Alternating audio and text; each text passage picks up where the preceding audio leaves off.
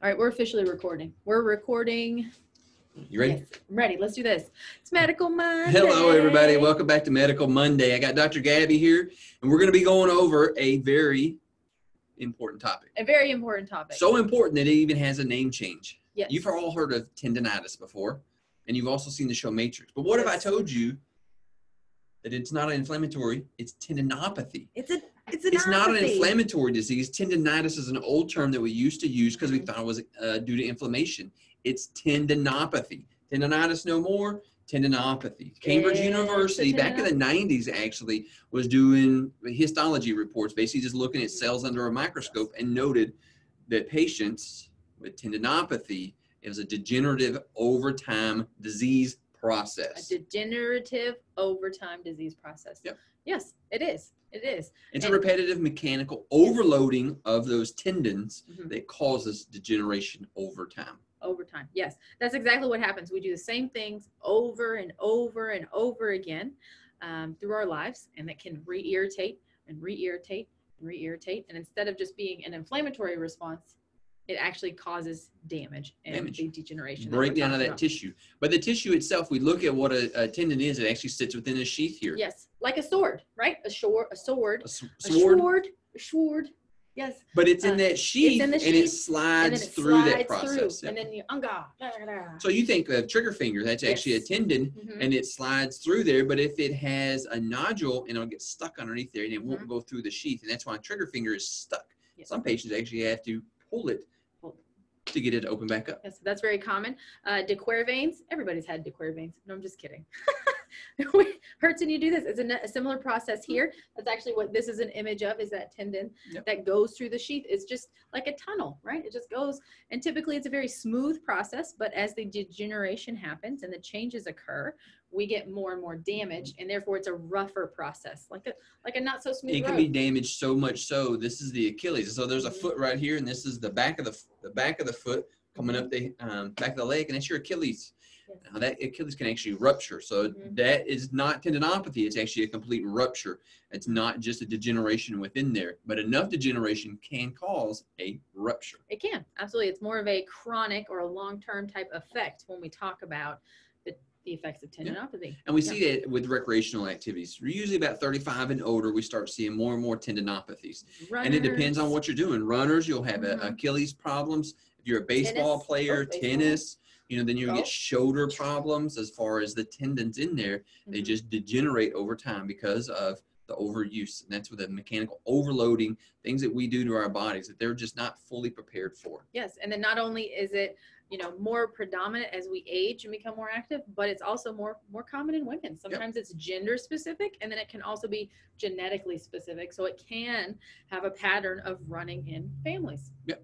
The University of Cape Town noted that it runs in families. So it's not just like Dr. Gabby said, the gender can just be runs in your family. Yep. And, there's a lot of conditions running in your family, whether it's, hypertension, high blood pressure, high cholesterol, diabetes, a lot of other degenerative conditions run in families, which is what we talk about.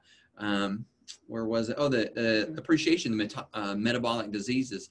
Here lately, we've really noted how they break down within the body with those long-term conditions, whether it's, the cholesterol, diabetes, tendinopathy. Those are long-term degenerative processes throughout the body that we see. They are, absolutely, and they can add up, right? Our body can handle so much stress before it can no longer recover properly, which is actually a huge part of home care, right? We need to talk about and work through the different aspects of what we can do at home with the different effects of tendinopathy. And so with that, the first one would be rest. Yes. Yeah, if it hurts to do a certain motion at a high level, if you're throwing a baseball 80 miles an hour and it hurts, let's rest it. Let's not throw it as often. Let's not throw it as hard. Let's give it a chance to heal. Yes, absolutely. Rest and recover, rest and recover.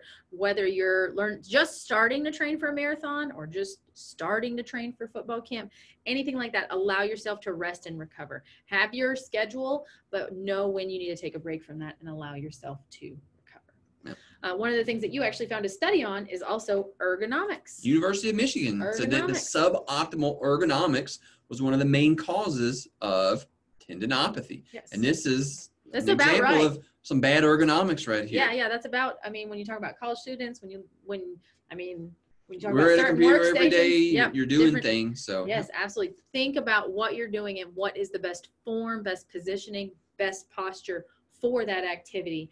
And if you have a peculiar one, try and do it not just from left to right, but right to left. Right? It's important to go back and forth and use the same muscles in the opposite direction so that we can better balance ourselves, especially when we talk about chronic issues things like this. And we see these chronic issues, typically we want to always go to a computer or somebody doing things of that. But what about workers? If you're doing something physical every day, say you're a woodworker, say you're concrete work, you're doing the same thing over and over, which is what this repetitive mechanical loading causes this. What we want to make sure is that our ergonomics, our workstation is the best for your body so you don't put strain on those tendons. Yes, absolutely. And then fix it. Yep. Fix it. Just change it. Absolutely. And then this is a big one. One's a big one. You got the big part covered though. I do. Ice, baby. Ice, baby. Everybody should know that by now. If you have been watching Medical Monday, we talk about ice quite often.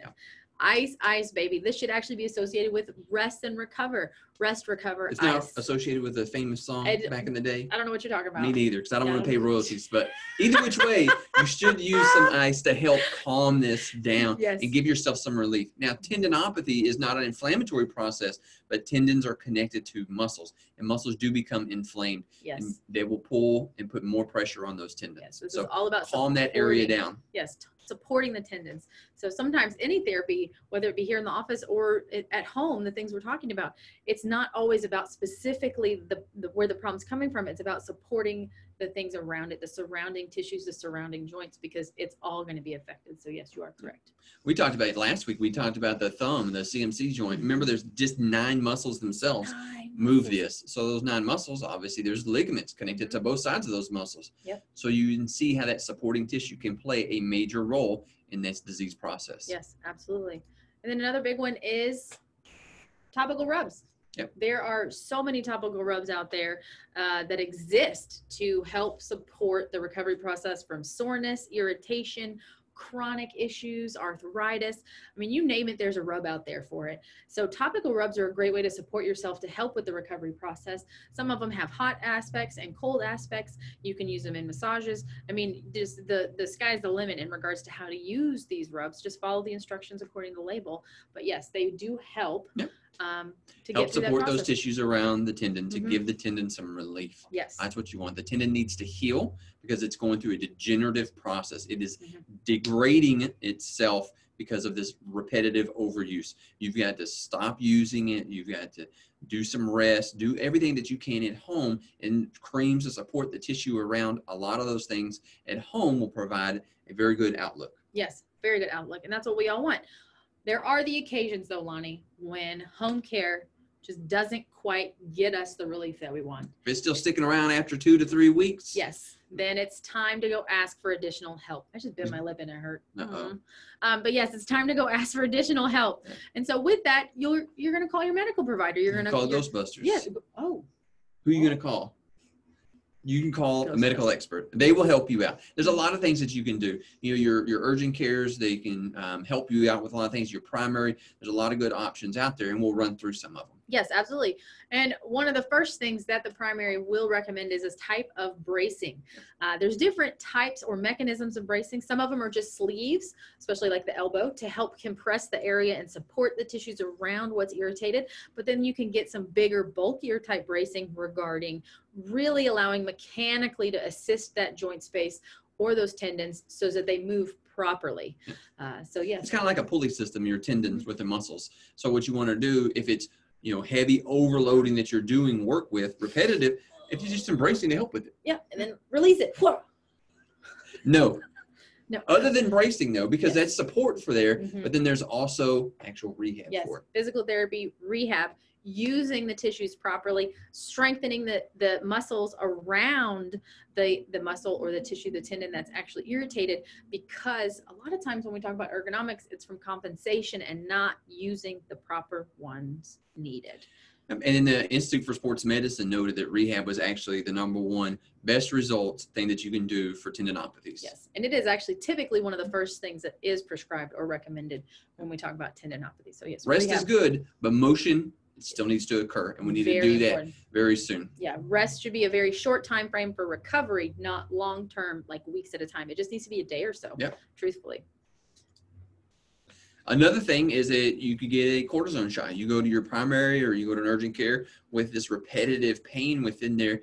They can numb that pain. They can bring that pain level down with a cortisone shot. But we know with a cortisone shot, it also deteriorates the tissues. So there's limited uses that you can do for them.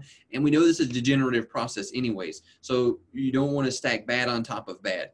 Another thing to also be mindful is that there's some medications like fluoroquinolones that actually, it's a type of antibiotic for like sinus infections and respiratory infections that actually have a very high side effect of tendinopathy. Mm-hmm. So, be very careful of some of the medications that you use to help, whether it's an infection or pain. What are you actually taking into your body? Yeah.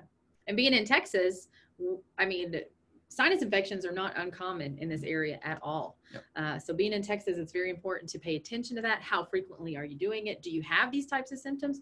Because then, it could be of concern. Yep. Especially if it's a long-term thing.